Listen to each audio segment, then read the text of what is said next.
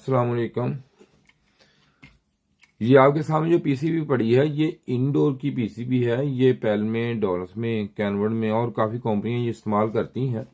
इसमें एरर इस वक्त इस एरर पे जो बात कर रहे हैं ये है ई थ्री एरर के मोटर का एरर होता है ये वाला। तो इसमें ये देखें, ये कनेक्टर, दो कनेक्टर होते हैं इसमें। एसी मोटर है, ये आम इसमें दो अदद कनेक्टर, दो कनेक्टर जो होते हैं। ये एक कनेक्टर जो है ये वाला हमारा एसी कनेक्टर है जिसमें कॉमन रनिंग स्टार्टिंग होती है वायर इसकी। और ये जो पीजी जैक है ये वाला, इसमें तीन तरह की वायर होती हैं, तीन। और इसमें एक जो वायर होती है ये देख सकते हैं, अब यहाँ पे मेंशन भी हुआ है।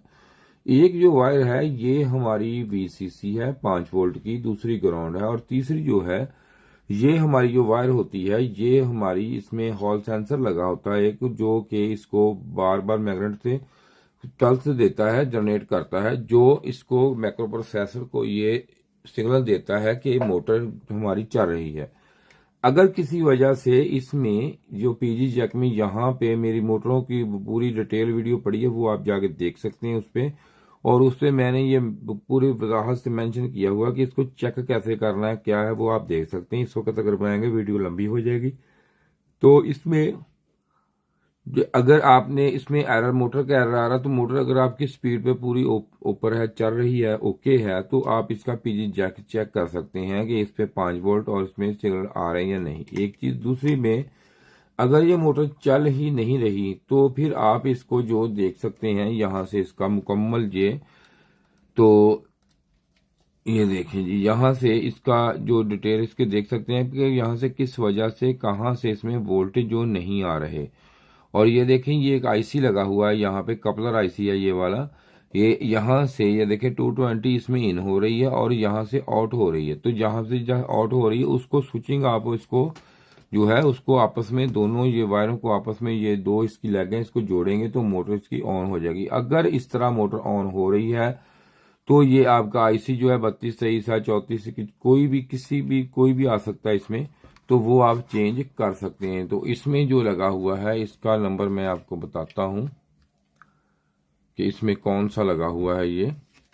तो इसको आप ये देख सकते हैं, इधर मैं स्कोप में देख के आपको भी वजाहत कर देता हूं आपको इसमें कि कौन सा आईसी इसमें है। ये देखें जी, इसमें लगा हुआ है 3223, ठीक है जी, 3223 लगा हुआ है इसमें क्यू। तो अगर आप ये है तो आप ये भी आप चेंज कर सकते हैं। तो अगर ये फिर भी यहाँ पे आपकी ना आए, जहाँ हो, तो मेरी जीरो क्रॉसिंग की वीडियो पड़ी है, वो इसको किस तरह आपने डिटेल से चेक करना है। जीरो क्रॉसिंग बाद का इसकी मोटर की स्पीड कम हो जाती है, जब मोटर की स्पीड कम हो जाए तो अभी आप चेक कर सकते हैं इसमें क्या मसला है, किस तरीके से आप चेक करेंगे। तो अब हम इसको ऑन करके देखते हैं। अगर मैं ये जैक ना लगाऊं इसमें, ये कनेक्टर, इसको कनेक्ट ना करूं ये कनेक्टर, तो फिर भी ये इसका E3 का एरर जो है वो आ जाएगा। तो ये मैं अब ये पहले ये कनेक्टर इसमें करता हूं कनेक्ट। ये देखिए आप यहाँ पे, और इसमें यह था कि इसमें मोटर इसकी जो है वो चल ही नहीं रही थी। तो इसका फॉल्ट जो था वो हमने क्लियर किया, वो भी मैं आपको अभी बताता हूँ। इसमें फॉल्ट ये था कि इसमें ये देख सकते हैं आप, यहाँ पे है एक, मैंने जॉइंट लगाया इसका, ये देख सकते हैं अब यहाँ पे। तो ये इसकी कॉयल, इंडक्टर कॉयल है। इसमें क्या है कि एक यहाँ से जो इससे हाथ लगा, या जैसे ये देखें यहाँ से ये टूट गया था, तो इसकी वजह से मोटर इसकी हो गई थी बंद। तो हमने इसको लगा के मोटर इसकी ऑन कर दी है। तो आप ये देख सकते हैं ये मोटर इसका रिमोट है।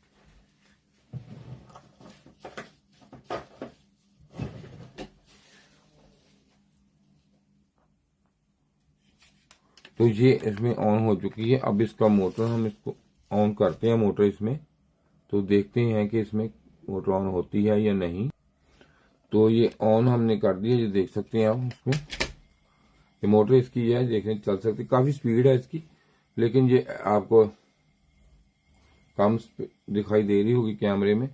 ये ऑन हो चुकी है, यही फॉल्ट था इसमें। और अब इसमें इसके सेंसरों पे है कि सेंसरों में अगर सेंसर इसका कोई खराब हो तो इसमें कौन सा फॉल्ट आएगा, कौन सा एरर आएगा।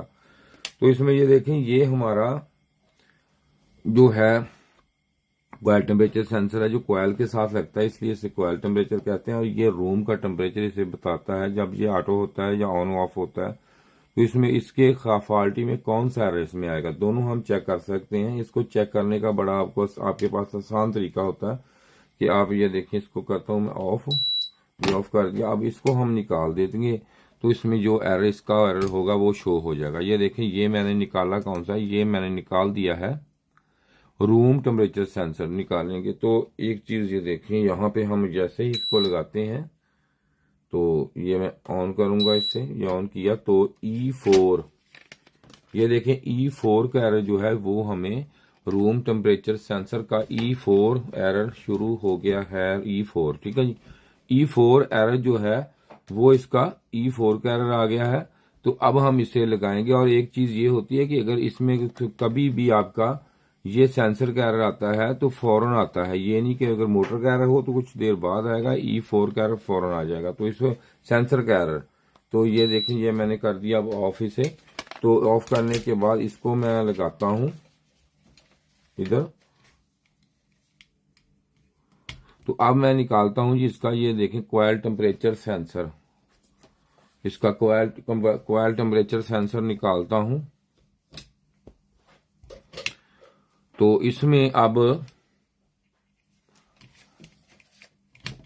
ये देखें कॉयल टेम्परेचर सेंसर मैंने निकाल दिया है। तो ये था इसका रूम टेम्परेचर सेंसर। तो ये इसमें कॉयल टेम्परेचर सेंसर है, इसका देखते हैं अब इसका कौन सा एरर हमें ये शो करती है। तो मैंने ये अब लगा दिया इसे। तो अब जैसे कि मैं यहाँ पे ऑन करता हूं तो E5 का एरर, E5 का एरर जो है ये इसका कॉयल टेम्परेचर सेंसर का है। अगर इस पीसीबी में आपके E5 का एरर आता है तो ये इसका है।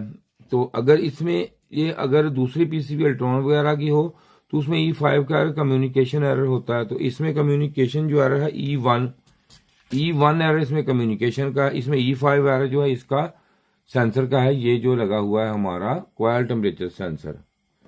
तो E1 एरर भी आप लिख लें कि E1 एरर जो होता है ये इसका कम्युनिकेशन का एरर होता है E1।